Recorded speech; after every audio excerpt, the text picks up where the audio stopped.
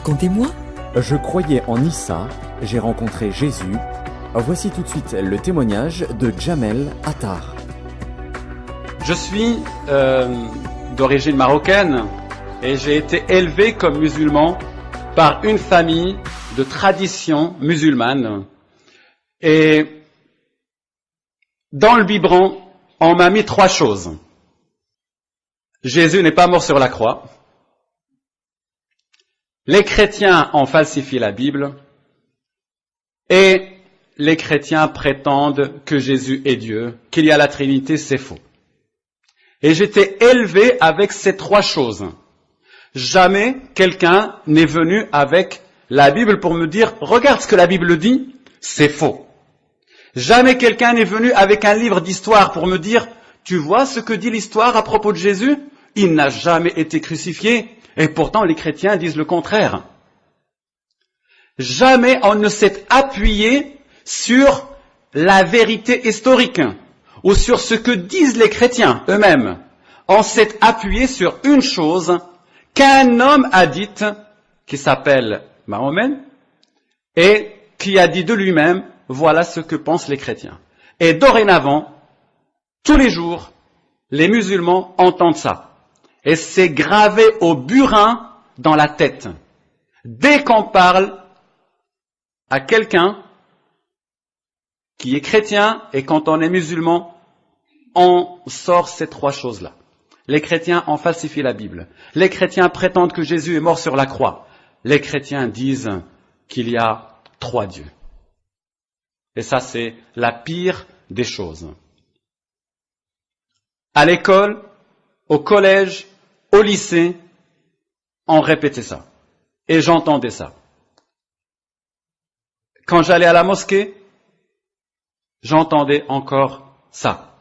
Et quand vous entendez très très souvent la même chose, pour vous ça devient l'évidence même. Et il n'y a pas besoin de preuves. Surtout pour un musulman. Il n'y a pas besoin de preuves parce que c'est marqué dans le Coran. Le Coran lui-même dit ces choses-là. Bon, sur la falsification de la Bible, ça peut se discuter, mais Jésus n'est pas mort sur une croix et la Trinité s'est niée dans le Coran lui-même. Alors moi, j'étais, dès mon jeune âge, vraiment amoureux de Dieu. J'avais dans mon cœur une soif pour connaître Dieu. Je pensais que l'islam satisferait cette soif de Dieu. Et je me suis jeté dans l'islam à corps perdu, cherchant à satisfaire mon âme, à m'abreuver de ce que disait cette religion. Et je suis allé vers l'islam, puisqu'il n'y a que ça d'offert dans mon pays d'origine. Il n'y avait que ça que je connaissais, que mes voisins connaissaient, que le peuple entier connaissait. On ne pouvait pas savoir autre chose. On ne connaissait rien d'autre. C'est complètement différent de la France, où il y a une pluralité de religions. On peut rencontrer un bouddhiste au coin de la rue, on peut rencontrer un musulman au coin de la rue, un chrétien au coin de la rue. Au Maroc, on rencontre un musulman au coin de la rue, un musulman au coin de la rue, et encore un musulman au coin de la rue. Et là, c'est un peu difficile. Et en me plongeant dans la religion musulmane, j'ai commencé à pratiquer la religion, à vouloir la vivre exactement comme elle est révélée dans les textes, exactement comme le Coran et les textes qui s'ajoutent au Coran en parlent. Et en commençant à lire les livres, je suis tombé amoureux, on peut dire, oui, du prophète Mahomet. Je le trouvais formidable. Je voulais faire exactement comme lui. Tout ce qu'il faisait, je voulais le faire comme lui. Manger de la main droite, prononcer les mêmes formules que lui avait prononcées quand il a mangé le matin ou quand il a mangé le soir. Je voulais l'imiter en toutes choses, devenir semblable à lui dans tous les points de détail. Quand je me levais la nuit, j'avais des formules ou des prières à réciter que lui faisait. Même la rupture du jeûne pendant le Ramadan, il mangeait certaines choses et il fallait que je fasse la même chose. Et ce n'est pas simplement moi, c'est tous les vrais musulmans. Quand je dis les vrais musulmans, les salafistes par exemple, vous voyez des fois, ils ont des drapeaux noirs. Ça, c'est pas inventé, parce que Mahomet lui-même avait porté un drapeau noir quand il avait fait la guerre à la Mecque. Ils veulent imiter Mahomet en toutes choses. Et voilà, ancré dans l'islam, convaincu de l'islam, je suis venu en France. On m'a donné la possibilité de venir pour poursuivre mes études à l'université. Et quand je vous dis que la grâce de Dieu fait bien les choses, je sais que pour choisir une université en France, vous savez ce que j'ai fait? On m'a donné une carte de France. Moi, je connaissais pas la France. On m'a dit, voilà les villes où il y a des universités, tu choisis. Alors j'ai fait, c'est toi qui seras. Et c'était quand? En Normandie. Mais la main qui a fait par hasard, c'est toi qui seras, c'était une main guidée par quelqu'un qui me cherchait bien avant. C'était vraiment la main de Dieu qui m'a guidé, parce que là, j'ai rencontré des gens qui m'ont témoigné de l'évangile.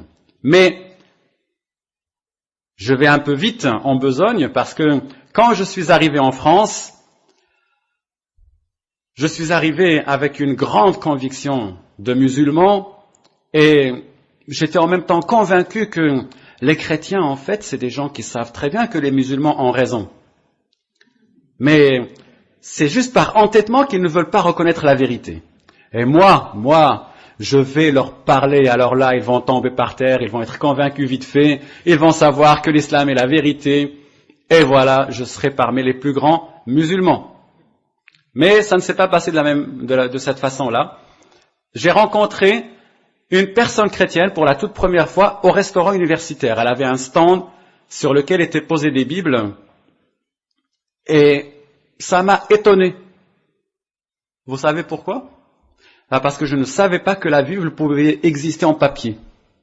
Les musulmans, dans les pays musulmans, en parlent tout le temps, mais on a l'impression que c'est un livre, j'allais dire, virtuel. Et c'est vraiment le cas.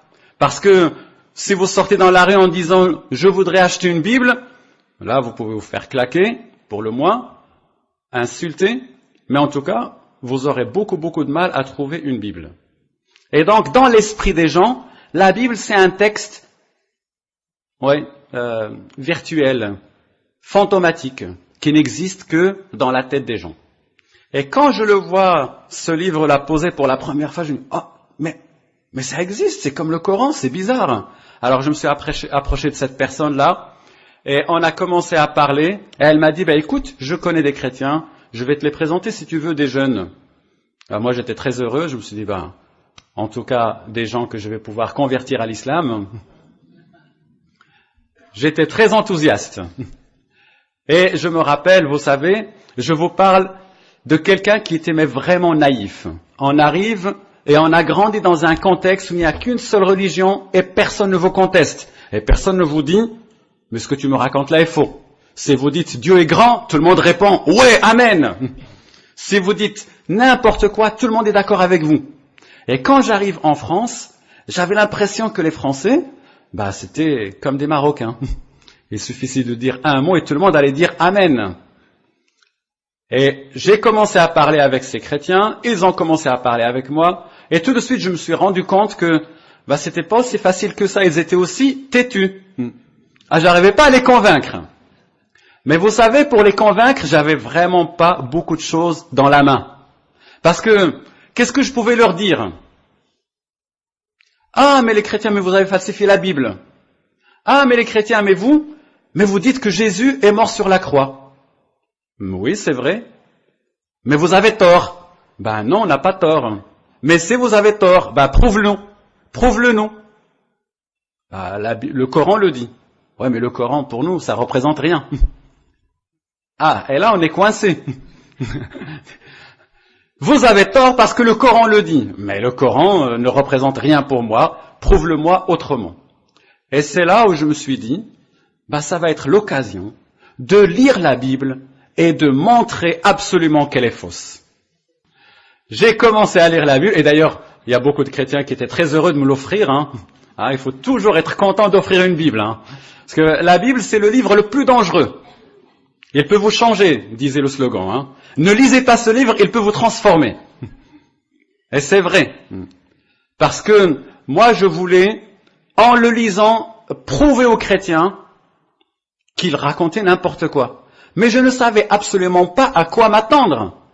Comme beaucoup de personnes aujourd'hui, même les non-musulmans, même nos petits-enfants à l'école, ils ne savent absolument pas de quoi parle la Bible. Moi, je suis dans une école publique. Vous savez que certains enfants me disent que Jésus a vécu il y a 40 ans.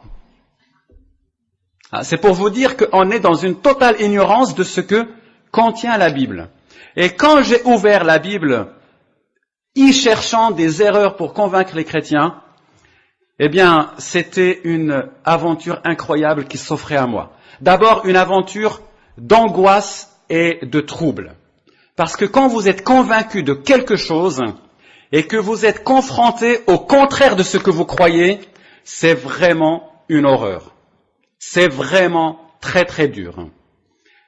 Et la première chose que j'ai vue dans la Bible, c'est qu'elle parlait de beaucoup de choses qui se trouvaient dans le Coran. 80% de récits dans le Coran se trouvent dans la Bible. Et moi, je pensais que le Coran était tombé du ciel, tout fait, et qu'il était vraiment unique. Et quand vous découvrez que, non, des histoires dans le Coran se trouvent dans la Bible écrites bien avant, vous vous dites, mais c'est incroyable ça. C'est pas possible, ça ne peut pas exister. Il y a un truc. Mais on continue parce qu'on veut quand même convaincre les autres. Et j'ai ouvert les évangiles et là j'étais en face de quelqu'un d'absolument incroyable. Nous les chrétiens, nous perdons la fraîcheur de la découverte de l'évangile pour la première fois. Imaginez quelqu'un qui ne sait rien de Jésus, qui ne sait rien de l'évangile et qui commence à lire, il ne sait rien de Jésus, si je savais des choses, que Jésus était un prophète, qu'il était musulman. Ah bah oui, même Adam était musulman. D'ailleurs, tous les prophètes, tous les hommes sont des musulmans. Après, ils deviennent des chrétiens, c'est bizarre. C'est ce que l'islam dit, il prétend que tout le monde est musulman, que Jésus est venu annoncer l'islam, et moi j'en étais convaincu. Mais je ne savais pas que dans la Bible, il y a une longue histoire, il y a des évangiles qui racontent par le menu détail la vie et la mort de Jésus. Pour moi, ça se réduisait à quelques mots, c'est-à-dire aux 93 versets dans le Coran. En tout et pour tout, 93 versets sur Jésus. Sur 6226. Ça, c'est rien. Proportionnellement, c'est rien. C'est 2%. À peu près. Et quand j'ai commencé à lire les évangiles, je me rappelle, comme si c'était aujourd'hui, l'émotion de la rencontre avec Jésus. Cet homme, qui était pratiquement un inconnu, et qui devenait petit à petit une personne, mais vraiment particulière, une personne unique, une personne surprenante, une personne qui parle de manière totalement différente que ce que pouvaient raconter les autres. Quand je pense à ce moment-là, je pense en même temps au trouble que cela me provoquait, parce que Jésus, vous savez, en tant que musulman, il m'attirait par ses particularités, mais en même temps, il me faisait peur. Vous savez pourquoi? Parce qu'il me menaçait dans ce que je croyais. Il représentait pour moi un danger. Et il m'attirait, j'avais envie d'aller vers lui, mais en même temps, j'avais peur parce qu'on a toujours peur de changer et on a toujours peur de se rendre compte qu'on s'est trompé. Et puis, pour moi, c'était tellement difficile de reconnaître que je m'étais trompé, c'était pas possible de toute manière. Je pouvais pas me reconnaître que je m'étais trompé parce que le reconnaître, c'est se rejeter soi-même, c'est rejeter son identité. L'islam n'est pas un vêtement qu'on met par-dessus, L'islam, c'est nous-mêmes, c'est moi-même, ma culture, mon identité, ma famille, tout ce que je suis, tout ce que je peux être. Et Jésus était une menace. Quand je sentais la pression, et en parlant avec les chrétiens, j'allais voir des musulmans pour trouver de la consolation auprès d'eux, pour trouver des paroles qui me montrent que l'islam est la vérité. Et je les écoutais, j'étais encouragé, et quand je revenais, je parlais avec les chrétiens, et là c'était difficile, parce qu'ils me montraient des choses, et je voyais par moi-même des choses qui n'étaient pas faciles à rejeter comme ça. Il fallait être beaucoup plus convaincant si je voulais les convaincre que eux avaient tort, que leur disant simplement « Vous avez falsifié la Bible, c'est faux ». Il fallait des preuves. Et ce qui m'a le plus bouleversé, et je me rappelle que je pleurais quand j'entendais ça, tout en résistant bien sûr, c'était l'amour de Dieu pour l'humanité. Vous savez, en tant que musulman, j'étais dans une autre démarche. Moi, le plus innocemment possible, je priais pour que Dieu détruise les non-musulmans. Et l'idée d'aimer son ennemi est une aberration.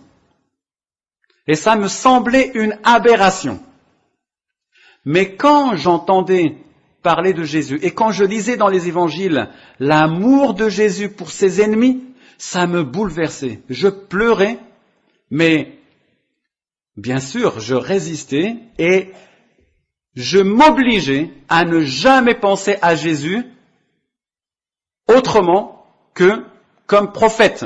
Parce qu'il ne fallait pas que je pense qu'il était plus qu'un prophète, ou, alors là, le Fils de Dieu, là, ce serait carrément l'horreur, parce que je serais un associateur, c'est-à-dire que j'ajouterais un autre Dieu à Dieu. Et ça, c'est le péché qui n'est pas pardonnable dans le Coran.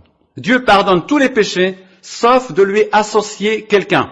C'est fait contre les chrétiens, ce passage-là. Donc, penser ou se laisser même envahir par la pensée, c'est être perdu. Donc, c'était la lutte. Mais vous savez, il y a des vérités qui s'imposent à vous malgré vous. Vous avez beau dire « Non, je ne veux pas », ça vient. Il y a une bonne expression en français, vous connaissez, une prise de tête. C'est ça. Il y a des vérités qui deviennent des prises de tête. C'est-à-dire, plus vous voulez les chasser, plus elles s'imposent à vous. Et quand je dis des vérités, en réalité, il s'agit de la vérité. Parce que quand Jésus se dévoile dans sa vérité, et quand sa personne commence à devenir connue par nous, et quand il commence à devenir présent à notre vie, on est vraiment envahi par cette vérité-là qui remplit notre cœur. Quand je pense à ces moments-là, pour moi, c'était des moments vraiment très durs, très difficiles. C'est la même chose pour tous les musulmans. Et ce que je vous dis là, je l'ai vu dans la vie de mes deux frères, parce que quand je me suis converti, j'ai parlé avec un premier frère, avec un deuxième frère, et c'était le même combat, et c'était les mêmes pleurs, et c'était les mêmes insomnies, parce qu'ils étaient convaincus. Mon deuxième frère était un intégriste. Il avait la barbe. Et une fois, on est allé au Maroc, Suzanne et moi, il ne voulait même pas nous parler, parce qu'on était des païens pour lui. C'est après ma conversion. Il ne voulait pas saluer ma femme. Pour vous dire qu'il était mais vraiment comme ça. Et quand Dieu est venu le chercher, il ne pouvait plus dormir. Et quand je dis il ne pouvait plus dormir, mais littéralement. Il était hanté par cette idée. Parce qu'un musulman, vous n'avez pas besoin de convaincre de l'existence de Dieu. Vous n'avez pas besoin de lui prouver que Dieu existe. Vous avez besoin de le convaincre de la vérité. Et à un moment donné, ça ne suffit plus de penser que c'est ma religion, c'est la vérité. Il faut quelque chose qui l'authentifie, qui le certifie au plus profond de votre âme. Et c'est ça ce que j'étais en train de chercher. Je voulais être absolument convaincu que la religion musulmane est la vérité. Mais plus je cherchais des indices, plus la vérité de l'évangile s'imposait à moi. Quand je lisais les psaumes, ça me faisait peur. Parce que vraiment, je me dis, mais c'est vrai, il ne faut pas que je les lise. Mais en même temps, il faut que je les lise pour montrer que c'est faux. Donc vous voyez, c'est compliqué. Et je lisais d'autres passages comme Ésaïe 53, écrit 700 ans avant et qui parle de la mort de Jésus, qui parle du salut qu'il allait opérer. Et je me disais très souvent, mais pourquoi les Juifs et les chrétiens auraient falsifié la Bible? Parce que moi, si j'étais à leur place, alors là, pour la falsifier, je l'aurais falsifiée. J'aurais enlevé toutes les mauvaises choses qui parlent de moi. Parce que le peuple d'Israël, il s'en prend plein la figure dans la Bible. S'ils voulaient vraiment falsifier la Bible, ils auraient enlevé tous ces passages négatifs à leur égard. Parce qu'en comparaison avec le Coran, c'est autre chose, le Coran, la manière dont il parle des musulmans. C'est beaucoup de flatterie et moins de reproches, beaucoup moins de reproches. Et je me disais, mais les Juifs, s'ils avaient un passage à enlever de la Bible, c'était le psaume 22 et Ésaïe 53. Moi, à leur place, c'est ce que j'aurais fait, quoi. Parce qu'ils sont là pour leur dire, vous avez tort. Jésus est le Messie, il a accompli les psaumes. Et eux, ils les gardent. S'ils gardent ça, c'est parce qu'ils aiment la Bible, même quand elle témoigne contre eux. Pourquoi aurait-il falsifié ça? Et ce travail se faisait petit à petit dans ma tête. Et il y a quelques éléments rapidement qui se sont imposés à moi. L'amour de Dieu, bien sûr, et le visage de Dieu présenté par Jésus. Quand je regardais ce visage, je voyais que Jésus nous parlait d'un Dieu qui est le Père de tous, le Père des croyants, de manière plus particulière. Il est le Père de tous en tant que créateur, mais il est le Père des croyants en tant que celui qui les enfante à une nouvelle vie. Et c'est un Père qui vient pour avoir une relation avec nous. Moi, en tant que Père, j'ai une relation avec mes enfants. Et lui, en tant que Père, il veut avoir une relation avec nous. Ça n'existe pas dans l'islam. On parle de l'islam comme la religion de la soumission. Oui, on est soumis à un Dieu qui est au-dessus de nous, avec qui on n'a pas réellement de contact. Le mot religion en arabe veut dire un dû, quelque chose que je dois à Dieu. Et il m'a demandé de faire des choses, je l'ai fait pour être quitte avec lui, et après c'est fini. Autre chose, l'islam me disait fais, F-A-I-S, un ordre. Tu dois faire, tu dois accomplir des bonnes œuvres pour être sauvé. Et la Bible et Jésus et les chrétiens qui me témoignaient me disaient c'est fait, F-A-I-T. Et vous voyez la différence, F-A-I-S, F-A-I-T. Et pour moi c'était la hantise. Et en même temps, ça me poussait à réfléchir au péché. Les musulmans disent, tu peux faire et Dieu va agréer ce que tu fais. Les chrétiens me disaient, tu ne peux rien faire parce que Dieu n'agréera rien de ta part. Si tu lui offres quelque chose, c'est souillé par le péché que tu commets. Tu ne peux rien faire, mais sache et crois simplement que c'est fait, que c'est accompli par Jésus. Sur la croix, et là ça m'énervait. Sur la croix, Jésus ne pouvait pas mourir sur la croix. Et en même temps, ça peut être vrai ça. Et puis, dans mon échange avec les chrétiens, avec la famille Lassé qui m'avait fait bon accueil, et avec Suzanne, qui est devenue après ma femme, je me rappelle une fois, elle m'avait vraiment énervé. Vraiment. Vous savez, j'étais tourmenté dans mon cœur, je n'en pouvais plus. Et vous savez ce qu'elles me disent? Ah, Jamel, si tu es malheureux, c'est parce que tu n'acceptes pas Jésus. Ah! Alors là, c'était la goutte qui faisait déborder le vase. Je leur ai dit, je ne veux plus vous voir, c'est terminé. Au revoir. Et je suis parti. Mais je suis parti le plus malheureux au monde. Parce que Dieu me cherchait, je fuyais, et je voulais continuer de croire en l'islam. Et je suis parti, et après, elles pensaient que j'allais me suicider ou je ne sais pas quoi d'autre, elles étaient désespérées aussi. Je suis rentré et j'ai commencé à lire le Coran pour avoir la paix et ce jour-là, rien à faire. Le Coran, ça ne marchait pas. Parce que, en tant que musulman, vraiment, je lisais le Coran et je trouvais de la paix en le lisant. Et ce jour-là, non, ça marchait pas. Et ça m'énervait encore plus. Alors je me suis dit, bon, puisque c'est comme ça, je vais me coucher. Je suis allé dans la chambre, dans mon lit, et en m'étendant, j'ai commencé à réciter des versets coraniques comme je le faisais d'habitude, des passages que je connaissais par cœur, et je faisais bien la différence que je m'adressais à Allah et non pas au Dieu des chrétiens. Et en même temps, il y avait beaucoup de chagrin, beaucoup de tourments dans mon cœur. Et tout d'un coup, alors que j'étais en train de prier Allah, que je ne pensais absolument pas à Jésus, la pièce où j'étais commençait à se remplir d'une présence incroyable. Et j'ai eu une grande frayeur, une grande peur. J'étais allongé sur le lit, je me suis redressé vite fait, et je commençais à dire, mais c'est qui? Et quelqu'un était là dans la pièce. Une personne. Je n'ai pas vu de mes yeux, de chair, mais des yeux intérieurs, était convaincu de la présence de quelqu'un là. Et tout mon corps commençait à trembler. J'avais des fourmis partout. Et je commençais à parler à cette personne. Mais qui es-tu? Et puis d'un seul coup, est-ce que c'est toi, Jésus?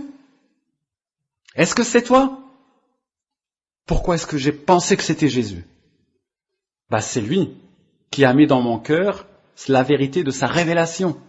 Est-ce que c'est toi, Jésus? Et tout de suite après, j'ai dit un truc incroyable. Si c'est toi, je t'accepte. Et tout de suite après, j'ai commencé à hurler, non, je ne peux pas, je ne veux pas, je ne peux pas.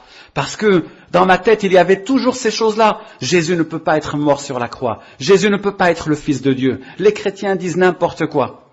Et quand je dis, si c'est toi, Jésus, je t'accepte, tout de suite après, je me dis, mais qu'est-ce que je fais? C'est du n'importe quoi. Et immédiatement, l'idée m'est venue, Dieu a mis dans mon cœur de téléphoner au pasteur, avec qui je parlais très souvent, et je cherchais à le convaincre qu'il avait tort, et lui me présentait l'évangile. Et tout en marchant, je hurlais, non, je ne veux pas, et il y avait une main sur le dos qui me poussait. Quelqu'un était en train de pousser, moi je disais, non, je ne veux pas, je ne veux pas. Et quand je suis arrivé au téléphone, j'ai pris le téléphone, j'ai appelé le pasteur, je lui ai dit, il faut que tu viennes maintenant. Ils se sont dépêchés avec sa femme, parce que comme je m'étais fâché avec eux, ils pensaient que j'allais me suicider ou que j'étais vraiment déprimé. Alors, ils sont venus très très vite, et je crois que je n'ai jamais autant pleuré de ma vie. Quand il a ouvert la porte, je me suis jeté sur lui, et je sanglotais, je hurlais, et je lui disais, il faut que j'accepte Jésus. Il faut que j'accepte Jésus. Et il m'a laissé pleurer, et à la fin, il m'a fait asseoir, et comme il savait beaucoup de choses me concernant, il me dit, je vais te poser quelques questions, Jamel. Ah bon? Tu veux accepter Jésus? Oui, je te dis, il faut que j'accepte Jésus. Est-ce que tu crois que Jésus est le Fils de Dieu? Ça, c'était de la provocation. Et vous savez, pour moi, c'était la conviction totale. Oui, c'était évident. Jésus est le Fils de Dieu. Tu crois qu'il est mort pour tes péchés, pour te sauver? Oui, je crois qu'il est mort pour mes péchés, pour me sauver. Tu crois que Jésus t'aime? Tu crois qu'il est vraiment le Fils de Dieu? Oui, je crois qu'il est le Fils de Dieu. Et après, on a prié ensemble. Et le lendemain, quand je me suis réveillé, autant j'ai pleuré la nuit, autant c'était une joie immense pendant la journée. Je ne pouvais pas réprimer le rire et le sourire. C'était vraiment une transformation instantanée, radicale. Et je ne peux pas vous dire comment c'était une évidence pour moi, mais c'était la réalité. Et aujourd'hui, c'est encore plus évident que jamais. Parce que j'ai approfondi mes connaissances de l'islam et je me dis, mais Dieu m'a vraiment fait grâce en se révélant à moi et il est vraiment le Sauveur. Il a envoyé Jésus qui est son Fils, qui est le Sauveur. Jésus est le Fils de Dieu. Jésus est le Seigneur de tous. Jésus est mort sur la croix. Et cela est horrible et scandaleux. Oui, mais il l'a fait par amour pour moi. C'est une certitude gravée dans le cœur et c'est une certitude qui vient de la parole de Dieu. C'était Racontez-moi. Retrouvez de nombreux autres témoignages en téléchargement gratuit sur www.trésorsonore.com, www.trésorsonore.com.